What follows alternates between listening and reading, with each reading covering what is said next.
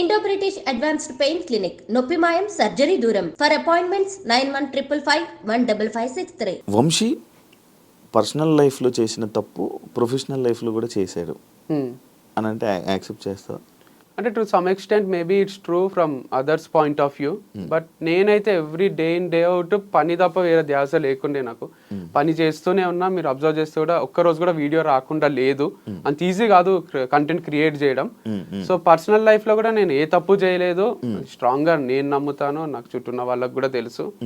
And ఇది ఎట్లా జరుగుతుందంటే, నేను ఈ మధ్యన బిలీవ్ చేసేది అన్ని మన చేతిలో లేవు.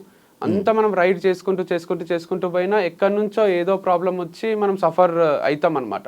అట్లే సఫర్ అయింది నా పర్సనల్ లైఫ్, ప్రొఫెషనల్ లైఫ్ రెండు జీరో గానికి రీజన్ మొత్తం నేనే కాదు, అది చాలా మంది ఇంపాక్ట్, చాలా మంది ఇంటర్ఫియరెన్స్ ఉంది దీంట్లో. సో చాలా మంది నన్ను ఓన్ చేసేసుకున్నారు. ఎంత ఓన్ చేసుకున్నారు అంటే, ఇప్పుడు నేను తాగొస్తే ఇంటికి నైట్ డాడీ తిట్టిండు అనుకోండి, అది డాడీ వరకే. ఇప్పుడు నేను తాగేది, అమ్మాయితో తిరిగేది అంత డాడీ ఒక్కడే కాదు, నాకు మొత్తం లోకమంతా డాడీ అయిపోయింటారు. మొత్తం ఇంత మంది నా పైన ఎగబడి, నువ్వు ఇక్కడ చేస్తే కరెక్ట్, నువ్వు ఇది చెయ్యాలి అని ఒక టీచరు, ఒక ఫాదరు, ఒక పేరెంట్ లాగా, ఒక టీచర్ లాగా నన్ను ఇట్లా వేలు పెట్టి చూపిస్తున్నారు. ఎవ్వరికి ఏం ఎఫెక్ట్ అయితే లేదు. మళ్ళీ ఎఫెక్ట్ కాందే you have to travel in this way, this manner అని చెప్తున్నారు. సరే నాకు మంచినే ఉన్నా, నన్ను వదిలేసేయండి, నేను హ్యాపీగానే ఉన్నా, హ్యాపీనే పని చేసుకుంటున్నా అన్న. నువ్వు హ్యాపీగా ఉంటే మేము చూడలేము అట్లా, నువ్వు ఏడవాలే, నీకు డివర్స్ అయింది, నువ్వు వంశీ ఫామ్ పెట్టుకొని కూడా క్లోజ్ చేసుకొని నువ్వు ఏడవాలే, అయితేనే మాకు ఆనందం అని కొంతమంది అనుకున్నారు. ఆడికి కూడా చాలా మంది సపోర్ట్ చేసే వాళ్ళు కూడా ఉన్నారులేండి, అందుకే నడిచింది ఇన్ని రోజులు. కాకపోతే కొందరికి ఆ రోల్ తీసుకోబుద్ది అయింది, ఫ్యామిలీ మెంబర్ రోల్, నాకు సాక్షించే రోల్. సో ఎందుకు అట్లా చాలా ఓన్ చేసుకున్నారు లేండి. నన్ను బయట కూడా వంశీ గారు అన్నారు, వంశీ సార్ అన్నారు, ఏమన్నారు, హే వంశీ, హాయ్ వంశీ అనే పలకరిస్తారు. వాళ్ళకి రోజు చూసి వాళ్ళ ఇంట్లోనే ఉంటున్నా నేను అన్నట్టు అనిపిస్తుంది అనమాట. వేరే వాళ్ళు షాక్ అవుతారు, మా ఫ్రెండ్స్, నీ ఫ్రెండారా ఆయన, ఏంది వంశీ హాయ్ అంటాడు అంటే, అంతే అందరు అట్లే పలకరిస్తారు ఫామ్కి వచ్చిన వాళ్ళు కూడా. కాదు, ఏదైనా ఇంకొక ఈ ఫేమ్తోని వేరే బిజినెస్ ప్లాన్ చేస్తూ చేయడానికి ప్లాన్ చేయడం వల్ల లైక్ ఇది ఆపేస్తున్నావు అని కూడా మైండ్లో. నేను కమెంట్స్ ఏం చదవలేదు వీడియోకి కూడా, అట్లేం లేదు. అట్లా ఐడియా ఉండింటే బాగానే ఉంటుండే, ఏం ఐడియా లేదు. సో యాజ్ ఆఫ్ నవ్ అయితే 1 వీక్ నుంచి బ్రేక్లోనే ఉన్నా. నెక్స్ట్ ఏం చేయాలనేది అయితే ఎవరైనా క్వశ్చన్ అడిగినా కొంచెం ఇరిటేషనే వస్తుంది. జాబ్ వదిలేసి ఇంట్లో కూర్చుంటారు చూడండి, అట్లే ఉంది పరిస్థితి. సో ఖాళీ ఉన్నా, ఎందుకంటే వైఫ్తో స్పెండ్ చేద్దామంటే వైఫ్ లేదు, ఫామ్స్తో స్పెండ్ చేద్దామంటే ఫామ్ లేదు. ఎవరితో స్పెండ్ చేయాలన్నా అందరికి భయం సృష్టించిండ్రు కొంతమంది, వంశీతో జాగ్రత్త అని కూర్చొని చూపిస్తారు చూడండి. సో అట్లా ఒక మనుషులల్లో ట్రావెల్ చేద్దామన్నా ఒక నాకే కన్ఫ్యూజన్ ఉంది.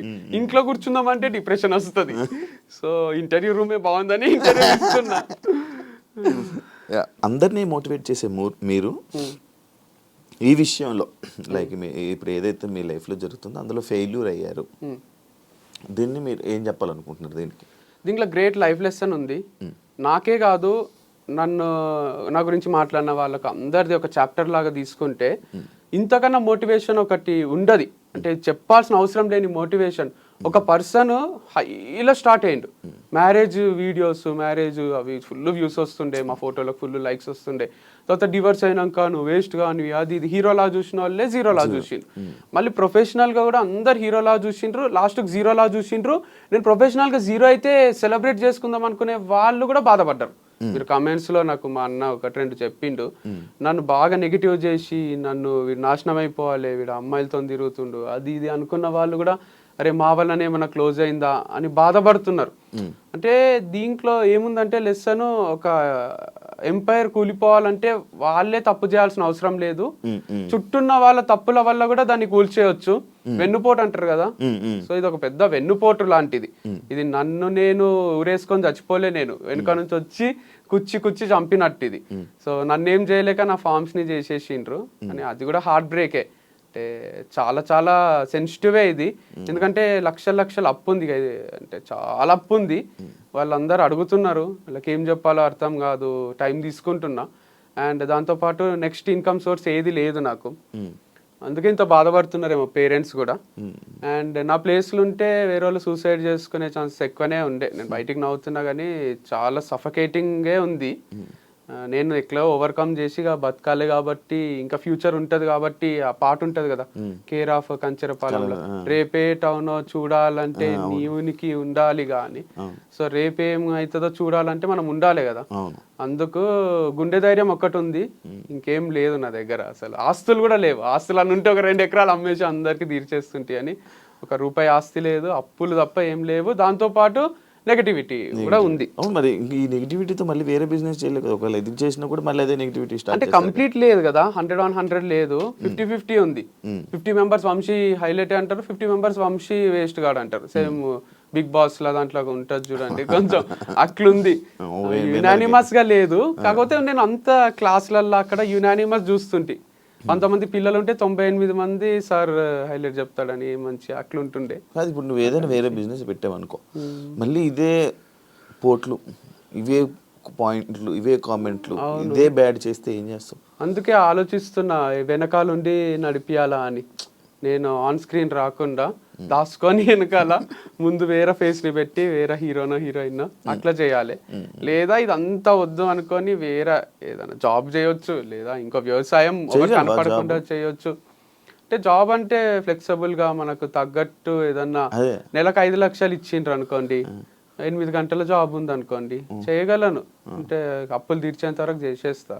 సో అది ఒక 2 years చేసి అప్పులన్నీ తీర్చి తర్వాత ఏదైనా స్టార్ట్ చేసుకుంటా. నెలకు 5 లక్షలు 2 years పని చేయాలి, అప్పుడు తీర్చదు అప్పు. అందుకంటే 60 లక్షలు దాంట్లో ఒక 10 లక్షలు నా ఖర్చులు పోయినా ₹1 అప్పు అనేది తీరిపోతుంది. ₹1 ఉంది అప్పు ఆల్మోస్ట్ ఉంది. సో 50 లక్షలు వరకు ఒక్క ఇన్వెస్టర్కే ఉంది. ఇంకా కూడా లక్షలు ఉన్నాయి వేరే వాళ్ళకు. బాగానే అయినాయి కానీ ఏమో దీనివల్ల ఏమైనా వచ్చే ఉన్నాయి ఇప్పుడు ఈ సేల్? ఏం లేవు, చిల్లర పైసలు రావడమే.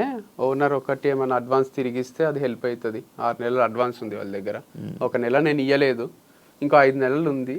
వాళ్ళు కూడా ఏమో అంటున్నారు, చూడాలి. మరి అది 5 నెలలు ఉన్నది అంటే నడిపించాల్సింది ఒక 5 నెలలు అలాగా. అట్లా ఒప్పుకుంటలేరు, ఇయ్యో నడిపియో అంటున్నారు. ఇప్పుడు మనం అమౌంట్ పే చేసి కరెంట్ మంత్ది కూడా నడిపియమంటున్నారు. 5 నెలలు ఉంది కానీ నడిపించుకుంటాము అంటే అట్లా ఒప్పుకుంటలేరు. మీ పేరెంట్స్ లైక్ డౌట్ జనరల్గా, లైక్ ఇప్పుడు మీ పర్సనల్ లైఫ్లోనే ఫెయిల్ అయ్యి మళ్ళీ ప్రొఫెషనల్ ఇలా ఫెయిల్ అయ్యి ఇలా మీ ఫ్యామిలీ మెంబర్స్ కానీ మీ పేరెంట్స్ కానీ ఏం రియాక్ట్ అవుతున్నారు, ఏమంటున్నారు అని? అంటే it's not over until it's over.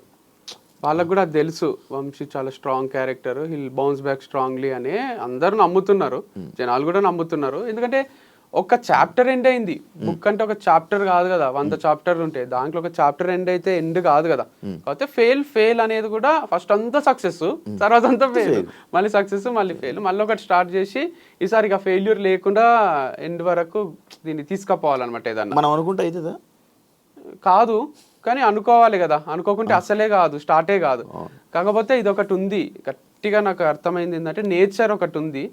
మనము మంచిగా ఏదైనా చేస్తుంటే ఏదో ఒక డిస్టర్బెన్సెస్ క్రియేట్ అవుతున్నాయి, అంటే మన ప్రమేయం లేకుండానే అవుతున్నాయి. యాక్సిడెంట్ లాగా ఉందన్నమాట ఇది.